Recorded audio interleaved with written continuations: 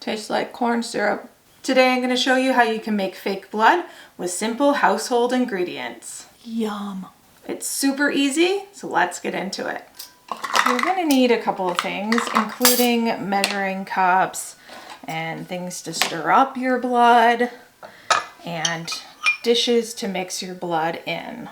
Yeah, that doesn't sound weird at all. So the first recipe we're going to do is a basic blood recipe. There are a couple of versions of this. So if you don't have all of these things, the main thing that you're gonna need is corn syrup and red food coloring and cornstarch. And that will give you a pretty good fake blood. Basic, it might not look overly realistic, but it's the starting steps for everything else. So we're going to take our corn syrup. I know a lot of the recipes will say Caro. Caro is just a corn syrup. This is also a corn syrup. And you need a 1/4 cup of corn syrup. Next, you're going to need a tablespoon of water. Next, you're going to need 1 teaspoon of cornstarch. I'm going to mix that in. If you're finding that you don't like the consistency of your blood, if you add more cornstarch into it, it will thicken it up.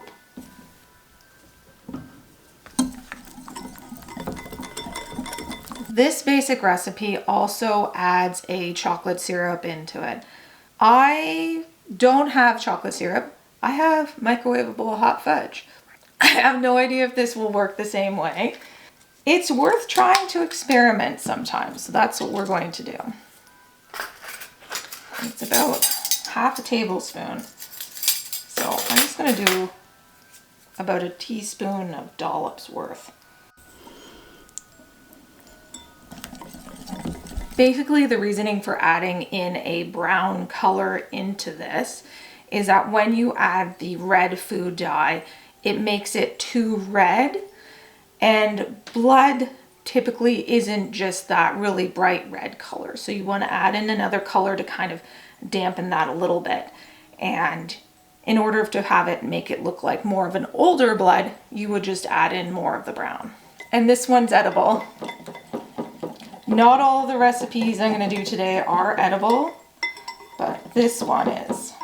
The next thing you need is red food coloring.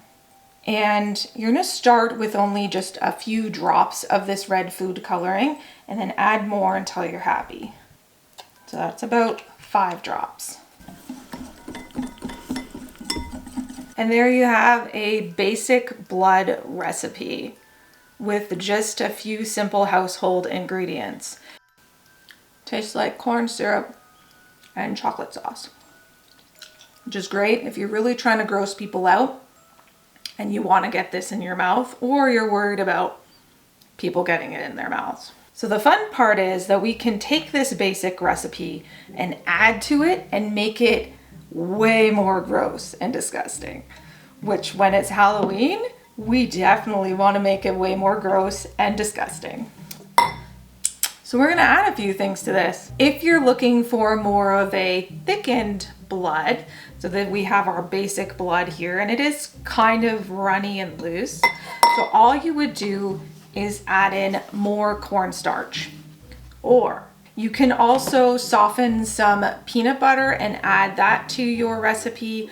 I'm not going to do that because we have allergies in the household. The other things you can add in as thickeners are onion flakes, corn flakes, or bran flakes, or oatmeal. And I have some oatmeal. We're gonna make a little more thicker blood here. So I'm gonna add in about a tablespoon, less than a tablespoon, that looks like a lot. If you blend this up, you would have a smoother consistency as well. Just adding a little more cornstarch, getting it everywhere. Now we have a thickened blood with bits of stuff in it. If you blend up your bits, you probably have a better effect than what I just made here. And it's still edible. Tastes like chocolate syrup and oatmeal. Yum. So that is an option. I'm really liking the look of that though. I feel like it's very obviously not what it's supposed to be. If you're finding your coloration is off as well, you can add in more of the chocolate syrup or blue food coloring. You can also use a yellow food coloring as well to temper your coloration to something a little more realistic. Ooh, that's really dark. That was just two drops of the blue. That's really thick. So I just added a few more of the red back in, and then basically you just play with it until you're happy. Like I said, you can also add a little yellow. Just do 1 drop. And now it looks like darkened, thickened blood with chunks of stuff in it. So that's fun. Now I gotta get this off my hand. The coloration of this is quite dark. So I almost feel like I probably have blood all over my face. I mean, fake blood. So be careful with your blue because it will really darken that up. But it looks like that gross zombie congealed blood that you might get in a zombie movie or something, which is gross and also fun. Again, edible. To make the washable, non-edible blood. So this is very important. You're gonna basically take something that is edible and add an ingredient that makes it not edible. So do not eat this, do not put this in your mouth, do not let other people put it in your mouth, in their mouths or your mouth, not for consumption. So basically it is corn syrup, your chocolate syrup, food coloring, and Dawn dish soap. I've also seen people talking that you could add in like a Tide, and the reason that they're using the dish soap, the Dawn dish soap or a Tide, both of those are blue. So you want to make sure you have the blue Dawn dish soap for this. And apparently this will make it so that if you get it on your clothes, it will come off. And the recipe is 1 tablespoon of blue Dawn dish soap, a 1/4 cup of corn syrup, and adding chocolate syrup or blue to make it more like an old blood. I feel like I'm happy with the consistency of what I've made. It does have a 1/4 cup of the corn syrup in it, and it has the chocolate syrup just mixed in a different consistency. So I'm gonna leave this and I'm gonna add in the 1 tablespoon of blue Dawn dish soap. And then we'll test it on clothes. And in fact, I should probably try this without the chocolate syrup as well, because chocolate's notorious for staining things. I watched a video where they were using this, they were making fake blood for movies, and the recipe was basically the same. It was Caro syrup, Dawn dish soap or a blue dish soap, and the food coloring, and that was it. That's all they used for like their splatter on the walls and stuff. So I thought that was interesting that the recipe basically remains the same, and what they were saying was that the dish soap helps get it out of your costumes. So we're gonna test that today. Tablespoon in both. And remember, you cannot eat this. You put something in it that you should not eat, so do not eat it. I'm gonna test this on some fabric. Also, I should add, this came off my skin fairly easily, just with my tongue. So if you're washing with soap and water, you would clean this up fairly easily, even before adding the dish soap in, so if you weren't worried about that. If it's on there longer, obviously it's food coloring, it might stain your skin, so just be aware of that. I'm gonna go throw these in the wash, and we can see if the Dawn dish soap helped get the stain out. A few moments later. Yeah, this actually came out really well out of the fabric using the Dawn dish soap. And again, I just washed it, not even on a full cycle, a half cycle, put in some Tide and some vinegar, and ran that through and then dried it a little bit.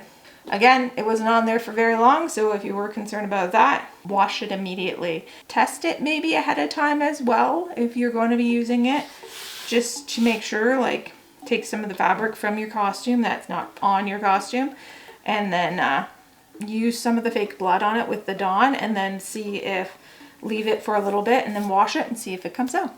If you want to have some fake blood that's washable from your skin, but also not edible, any of the ones that I've seen that are washable from your skin or washable in general, they're not edible. So remember that.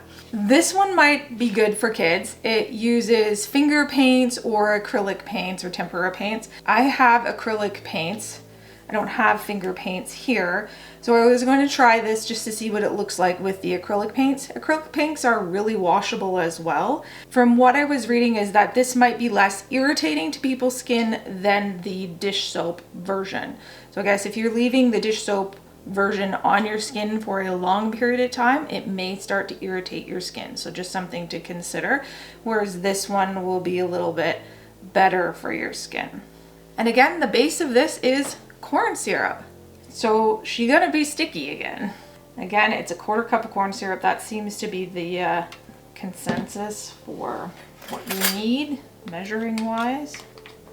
And the dye for this one is your paint. So we're gonna take our red paint, and you're gonna start with a red and then add brown. About a 4:2 or 2:1 ratio for this. Add some brown.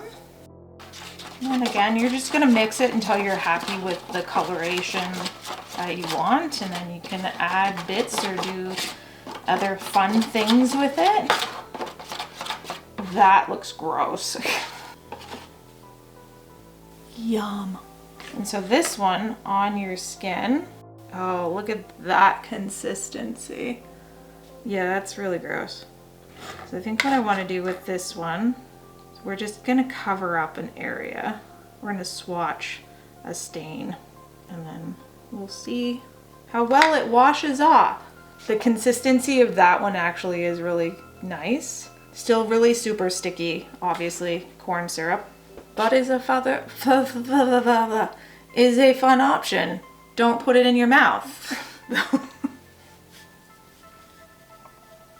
Super sticky, but does come off. I am going to go wash this off my hands though, because I don't like how that feels on my skin right now. Tiny little cleanup, and I'll be right back. And we're back. You didn't even know I was gone, did you? For our last recipe, we are going to do non-sticky blood. And this one is edible! Yay! Doesn't stick and it's edible. However, it will probably stain your clothing if you are worried about that. So I think the main thing to think about when you are making fake blood is considering what you're going to be using it for, and then pick which recipe is going to be the best for you. You'll need a blender for this one. You will also need water, powdered sugar, cocoa powder, and more red food coloring. Always red food coloring. You need a cup of water, 2 cups of powdered sugar,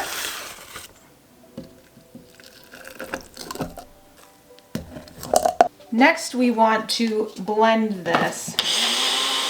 Then you add 2 tablespoons of red food coloring. 2 tablespoons of red food coloring.